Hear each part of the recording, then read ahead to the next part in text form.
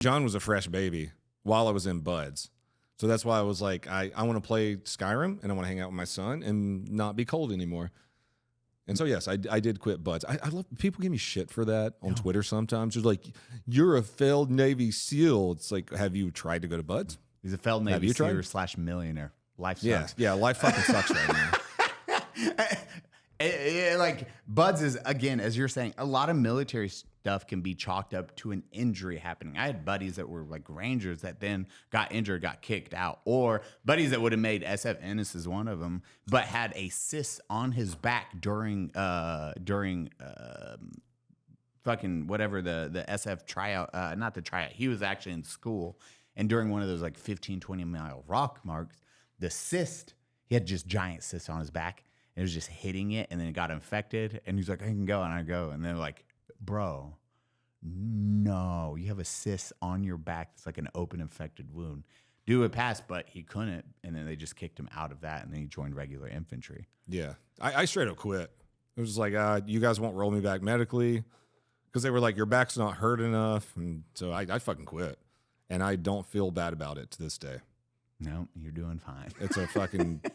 I felt bad. Like, seriously, though, for like fucking 5 years, I would dream about it. Like, I felt bad. I felt bad about quitting because I worked like so many years of my life to get in shape to go there. And I passed, like, I was super high on everything physically. And I felt bad about it for so many fucking years. But I don't know. I just turned what I had, like the motivation, into other things. Well, that's a good point. It is like, you're gonna let it consume you, or if he did and he's like, I failed, I'm gonna continue that. He wouldn't be where you are now. And that's what I always say. It's you can feel bad in the moment. Don't dwell on it. Use it as growth, and use it as growth the rest of your life. Exactly. Now you're like, okay, I tried, I did it. Yes, I quit, but I didn't quit in life. You continued everything else, and you're like highly successful. It's just that wasn't your thing. Wasn't my thing, dude. I felt like for a couple years there, I felt like a failure, and I would dream about, like I said, I was dreaming about just quitting, and it haunted me. It haunted me for years, and then finally, I turned that motivation into something else, and just kept fucking life. And that is the best thing you did. It was like, okay, I failed this. You realized it, and then it instilled the work ethic that you did for YouTube, because that was something you were like, I'm not gonna fail at this. I cannot fail at this. Now you have John. You're out. You have John. You're dwelling on the failure, quote unquote, of, hey, I dropped out of that. Now I have my kiddo. The lady, she's gone. I have to raise this kiddo. I'm living with my parents. You're at your probably all-time low in your... Oh yeah, I was wanting to fucking blow my fucking brains out. Yeah, it was like John is probably the only thing that kept me from doing veteran suicide. I was like, I got to keep this kid going. So yeah, fucking wife just left for another man. Like, while I was in SEAL school, like, wife left. I'm living with my sister. I can't buy my son fucking Legos for his birthday, and I was working as a bartender at the time. And it was the lowest moment of my life, but I just fucking pushed forward, dude. Dude, and this is like, and it is those low moments that they fucking suck, because you've had them, I've had them. It's not a fun time. Thankfully you did have John. You look at that, and that was your light at the end of the tunnel. You're like, I have to make this work. Yeah. There is no ifs, ands, or buts. I'm doing all this shit. Everything's going wrong. This is my right thing. I did right here. Like, yeah. Good fucking this kid, this little dude. I got to do the rest. I have to set him up for success, or I have to be a metric for him to know what success looks like. Yeah, as an adult. And then you joined policing. How long after that? Dude. So I was a bartender for like fucking a year, I think. And I just want to go back real quick and be like, just, John was my pushing forward to get past like whatever depression I had at the time.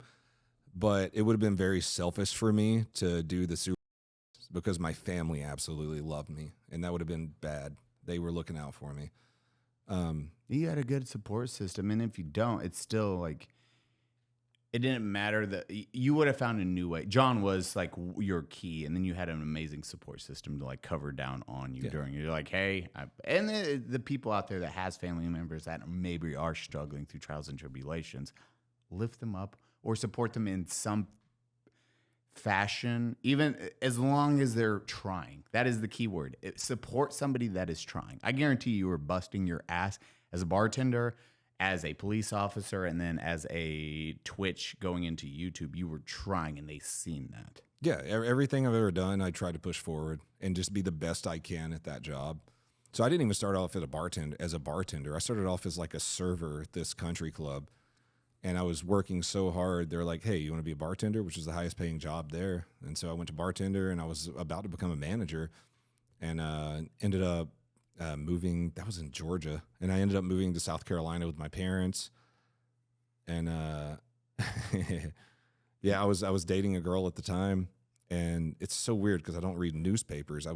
I specifically remember this. I was hanging out with this girl, and there was a newspaper on her table, and I looked down, and it's like Spartanburg police hiring.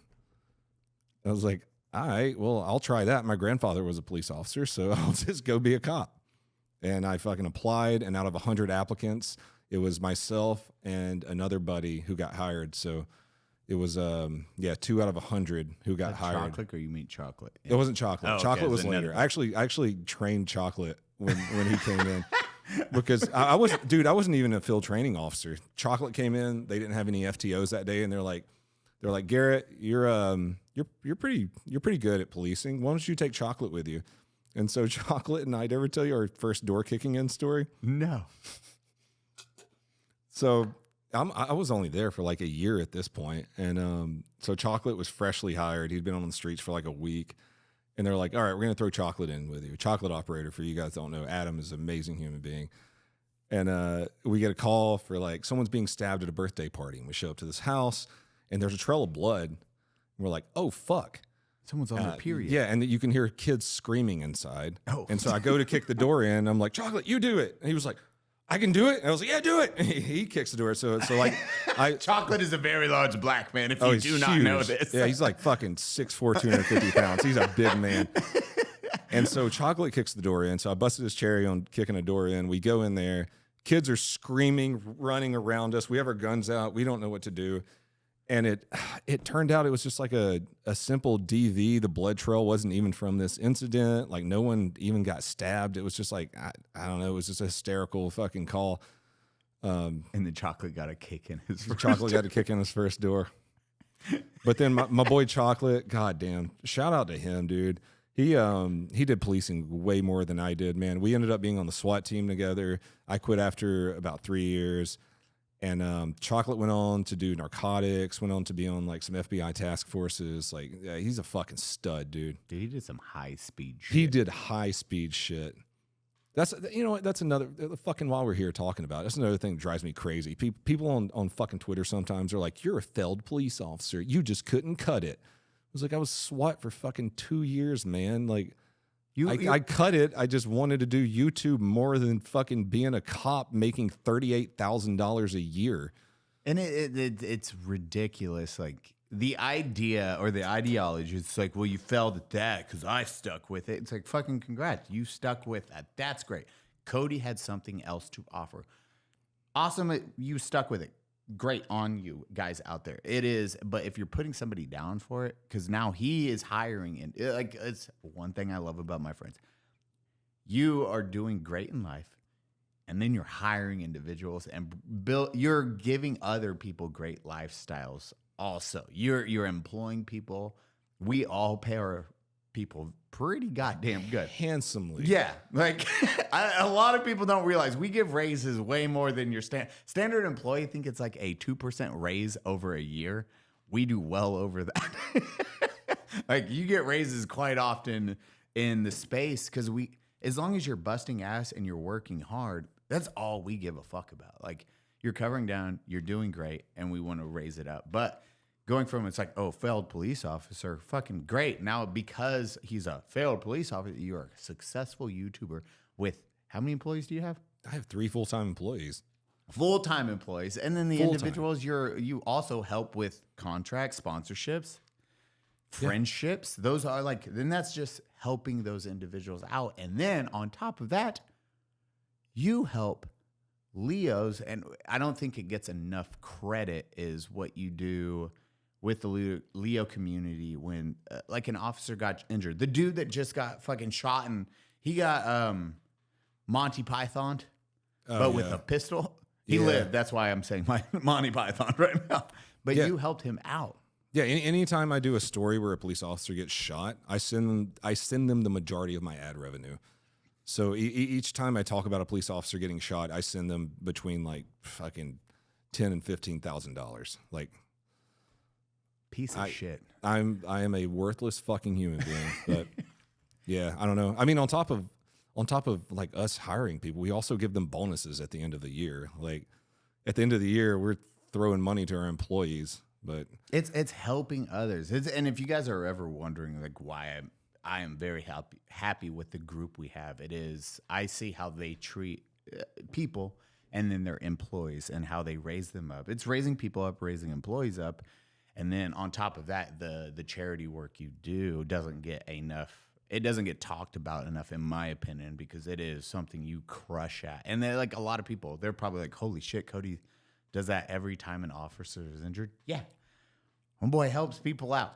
Fucking crazy concept. No, it's just like it always goes back to me not being able to buy John Legos, you know? And it's rewind right. That's perfect. Perfect setting that up. It is the depression you felt on that day because you've cried about it.